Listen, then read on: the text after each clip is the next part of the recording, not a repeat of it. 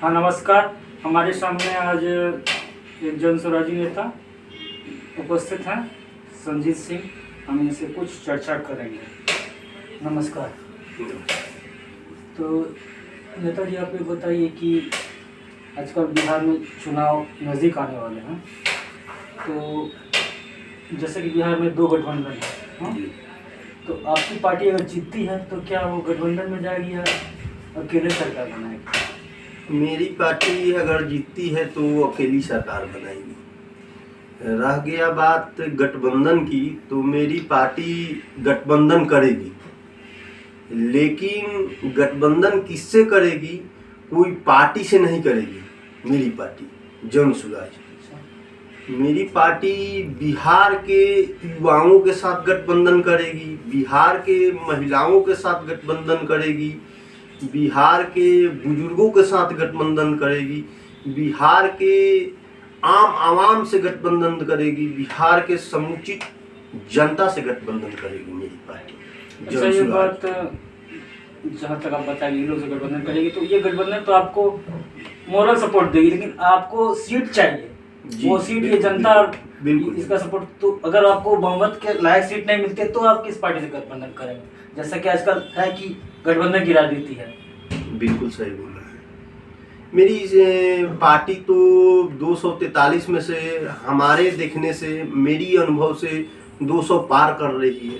तो हमको तो नहीं लग रहा है कि किसी पार्टी के साथ हेल्प और सहायता लेने की ज़रूरत पड़ेगी मेरी नज़रिया से। कारण कि हर युवाओं के दिल में प्रशांत किशोर और जन सुराज बस गए हैं और एक बहुत अच्छा माहौल बन गई है अच्छा, जन सुराज के प्रति। ये तो एक पूर्वानुमान है। आप ऐसा अनुमान लगाते हैं या आप अपने बारे में ये सोच रहे हैं कि हमको इतनी सीट आएगी? मान लीजिए कि अगर उतनी सीट नहीं आती है तो क्या करेंगे? पूर्ण बहुमत जुटाने के लिए आप किस, मेरा कहने का मतलब ये है कि आप किस पार्टी की तरफ जाना चाहेंगे? नहीं, मेरी पार्टी किसी के साथ गठबंधन नहीं करेगी। तो आप विपक्ष में बैठना पसंद करेंगे? हाँ, विपक्ष पसंद करेगी। सर, आप भी कुछ पूछिए। नमस्कार। हम पूछ रहे हैं नेताजी से, कुछ हमको भी सवाल आया मन में कि बिहार की राजनीति तो जाति का राजनीतिक होता है, पूरे पूर भरा हुआ है जाति का राजनीति। यहाँ लड़ाई शुरू से तो एनडीए और महागठबंधन को होता है। जन सुराग जो आई है, तो जन सुराग का जो सीएम कैंडिडेट होगा वो खुल्लम कौन होगा? जैसे मान के चलिए एनडीए का सीएम कैंडिडेट हो गए नीतीश कुमार, महागठबंधन का कैंडिडेट हो गए तेजस्वी यादव, तो मान के आपका पार्टी का कैंडिडेट सीएम कौन रहेगा? प्रशांत किशोर रहेंगे या कोई अदर रहेंगे? देखिए, इस पर तो खैर शेष नेतृत्व ही बात बोल पाएंगे। हम लोग एक जन सुराज के छोटा सा सिपाही के रूप में काम करने का अवसर मिला है, लेकिन जहाँ तक ले मेरी अनुभव है और मेरी निजी राय है कि सीएम कैंडिडेट प्रशांत किशोर ही होंगे। अच्छा, मेरे मन में ये आ रहा है जो मन की बिहार एक वैसा राजनीतिक है जो बिना गठबंधन का तो किसी का सरकार बनता नहीं है। तो आपकी पार्टी का सोच क्या है? जो मान के आज बिहार में 20 साल से 25 साल से गठबंधन से सरकार बनती है, गिरती है, उठती है, आपका पार्टी का कैसा अनुमान सोच आया कि कम से कम मेरा 200 पार हो जाएगा? क्योंकि बिहार के तरह राजनीतिक जातीयता का राजनीतिक। देखिए, 1 मिनट जाति पर भी हम बोलेंगे, लेकिन पार्टी के सोच के बारे में, आपको विजन के बारे में मैं बता दे रहा हूँ। 5 विजन पर जन सुराज का जो विजन पर काम कर रही है और स्वतः सरकार बनेगी तो ये काम सबसे पहले ये 5 काम होगी। जैसे कि बच्चों से शुरू करते हैं, 20 स्तरीय नेत्रहाट जैसा हर ब्लॉक में एक बड़ा सा स्कूल बनेगा। और मेरा नेता ये भी बोलते हैं कि सरकार बनते बनते शायद ये व्यवस्था नहीं हो पाएगी, तो जो बच्चे बढ़िया स्कूल में पढ़ाई प्राइवेट में भी एडमिशन करवा रहे हैं उस बच्चे का पैसा सरकार देगी, जन सुराज के सरकार देगी बनेगी। तो दूसरी बात, युवाओं के लिए 10 से 20 हज़ार रोजगार मिलेगा। जो कि अपने प्रखंड और अपने जिला में मिलेगा। 2 हो गया। तीसरी हो गया कि महिलाओं के लिए रोजी रोजगार करने के लिए 4% ब्याज पर पूंजी उपलब्ध कराना। 3 हो गया।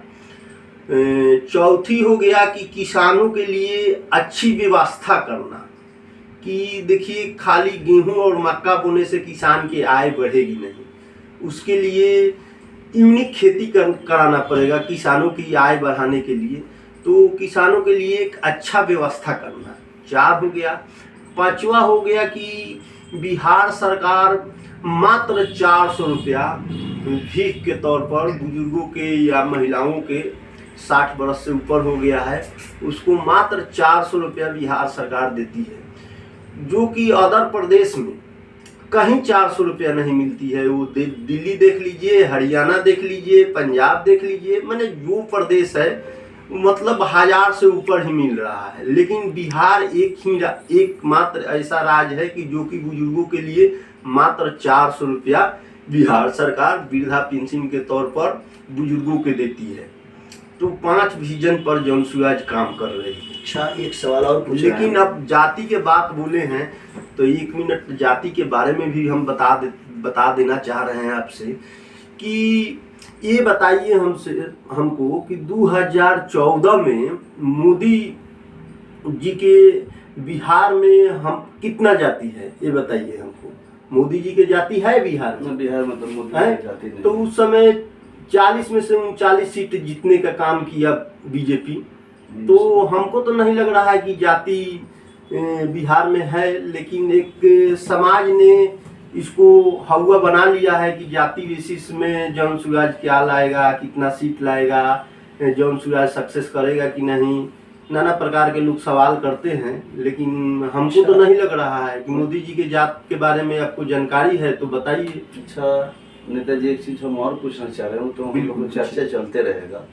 दूसरा चर्चा है कि आप गठबंधन किसी के साथ नहीं कर रहे हैं जी, और भाग भविष्य 30 से 40 मान के चलिए, कम से कम 30 से 40 सीट आप जीत लिए, और आपके 30 से 40 में किसी का सरकार नहीं बनता है, तब क्या करिएगा? वो तो आप बोले आगे की मैटर है, लेकिन सवाल थोड़ा सा सुन लिया जाए। कहने का तो सवाल ये हम कर रहे हैं, जब आप बोल रहे हैं जब हम एनडीए के साथ गठबंधन करेंगे और ना हम गठबंधन के साथ करेंगे।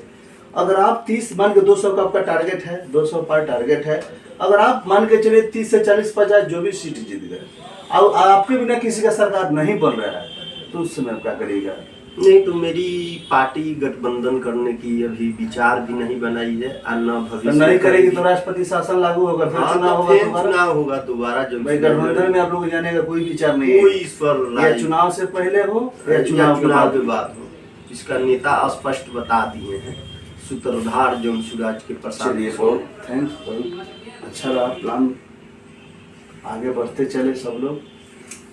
ठीक है, नमस्कार। नमस्कार।